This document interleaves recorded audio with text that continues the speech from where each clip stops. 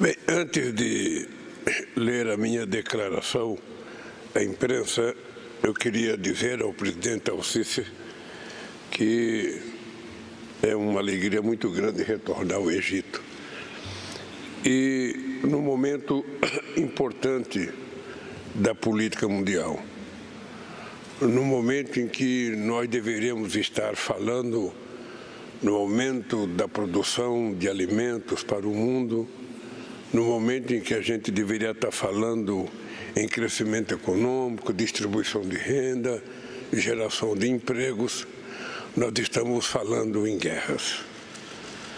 Em guerras que muitas vezes são tomadas da forma mais insana possível. Porque nós temos a guerra entre a Rússia e a Ucrânia, que por mais que eu procure explicação, eu não encontro uma explicação por que a ONU não tem força suficiente para evitar que essas guerras aconteçam, antecipando qualquer aventura, porque a guerra não traz benefício a ninguém. Ela traz morte, destruição e sofrimento. E também pela guerra na faixa de Gaza. Ou seja, o Brasil foi um país que condenou de forma veemente a posição do Hamas no ataque a Israel e ao sequestro de centenas de pessoas.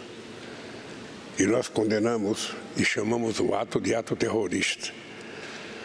Mas não tem nenhuma explicação o comportamento do Israel, a pretexto de derrotar o Hamas, está matando mulheres e crianças, coisa jamais vista em qualquer guerra, sabe, que eu tenha conhecimento.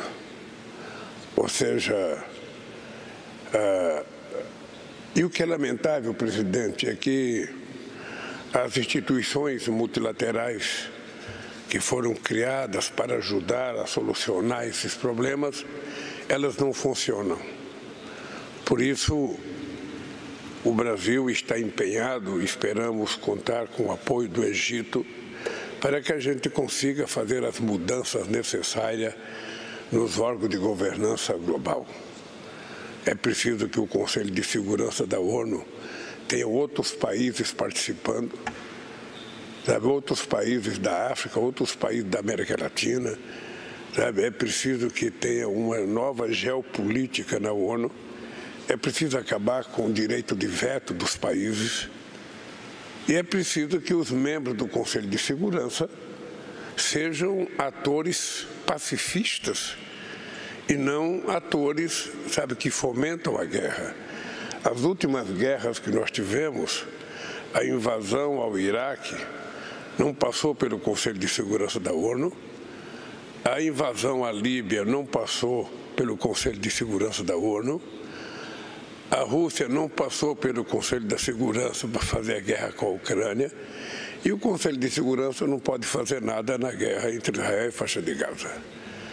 Ou seja, a única coisa que se pode fazer é pedir paz pela imprensa, mas que me parece que Israel tem a primazia de descumprir, ou melhor, de não cumprir nenhuma decisão emanada da direção das Nações Unidas.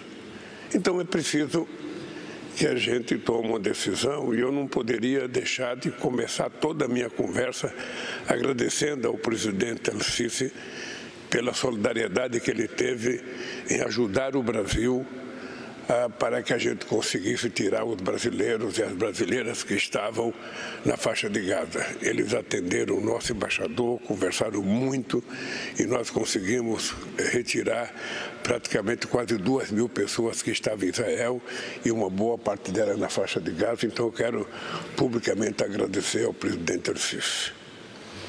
Mas eu tenho a satisfação de voltar ao Cairo 20 anos depois de ter sido o primeiro presidente brasileiro a visitar o Egito. Eu, às vezes, penso que o Brasil estava fora do mundo, porque também nós fomos o primeiro presidente a visitar Beirute, o primeiro presidente a visitar vários países do Oriente Médio, porque me parece que o Brasil não tinha vocação de fazer política externa olhando o mapa mundi, ou seja, olhávamos para os Estados Unidos e para a Europa e esquecíamos o resto do planeta Terra.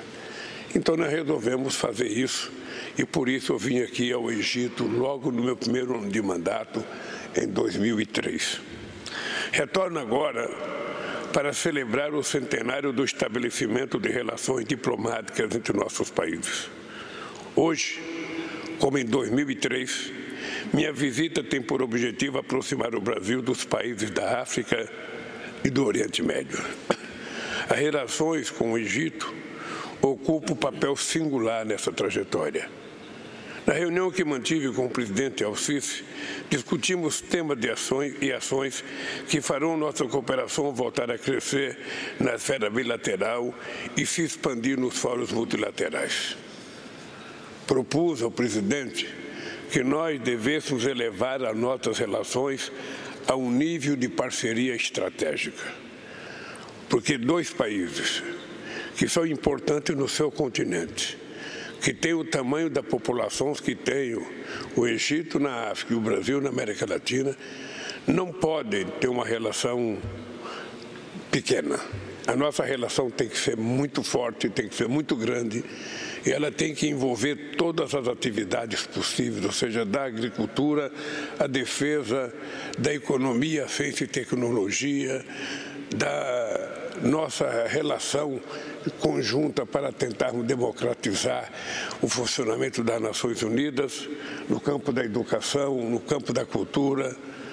Eu espero que os companheiros do Egito e o nosso presidente possam estabelecer conosco essa parceria estratégica, até porque o nosso fluxo no balanço comercial de 2 bilhões e 800 milhões de dólares é muito pequeno para o tamanho das nossas economias e para o tamanho das nossas necessidades.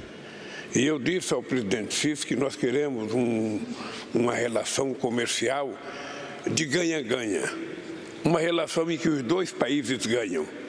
Nós não queremos uma relação comercial de uma mão só. O que nós queremos é comprar e vender e comprar, para que o resultado final seja uma balança comercial equilibrada e que todos os estejam satisfeitos vendendo e comprando e vendo as nossas economias crescerem. Nós somos dois grandes países em desenvolvimento que apostam na promoção do desenvolvimento econômico e social como pilares para a paz e segurança.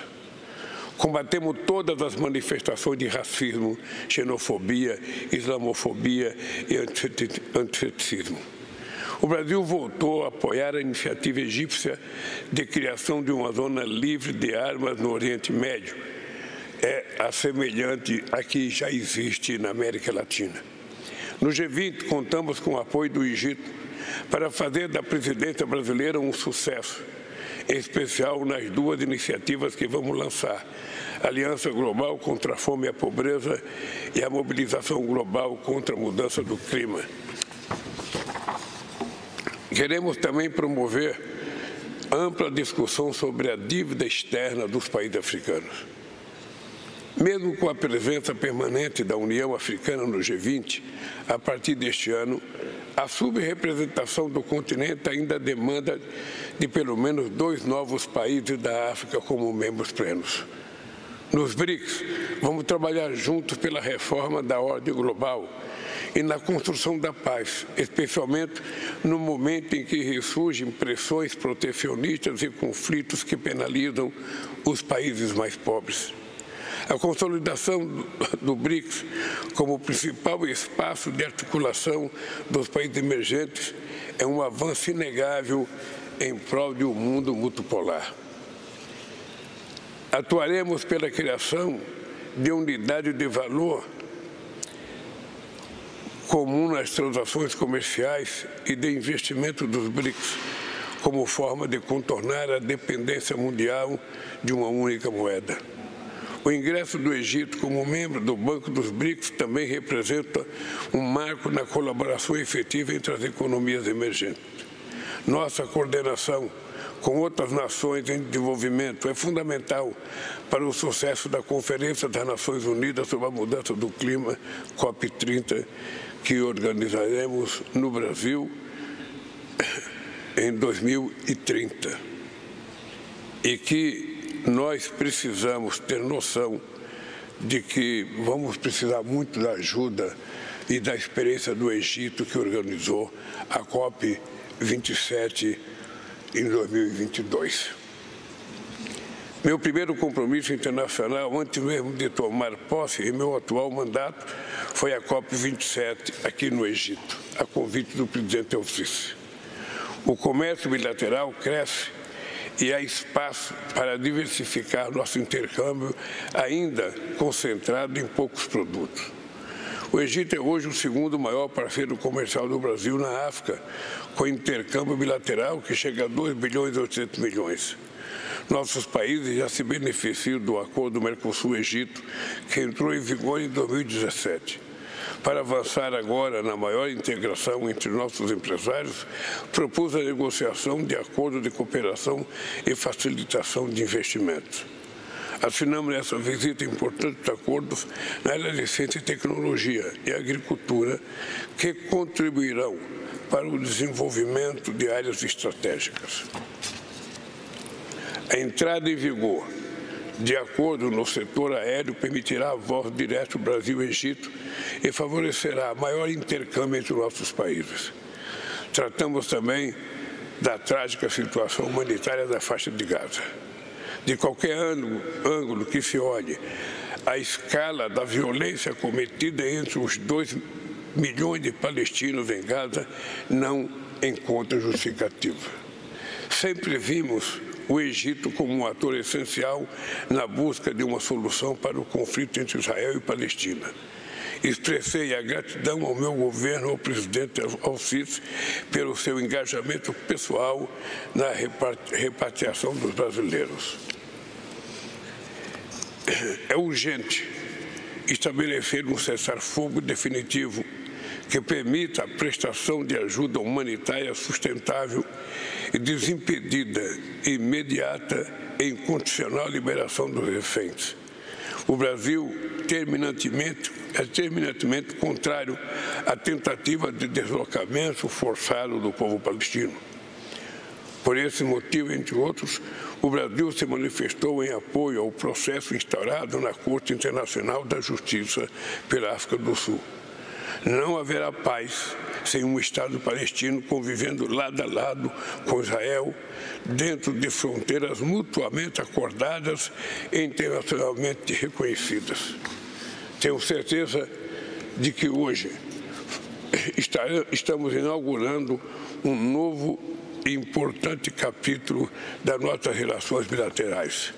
Por isso, eu quero agradecer, presidente, o carinho do povo do Egito e o seu carinho pessoalmente. Muito obrigado.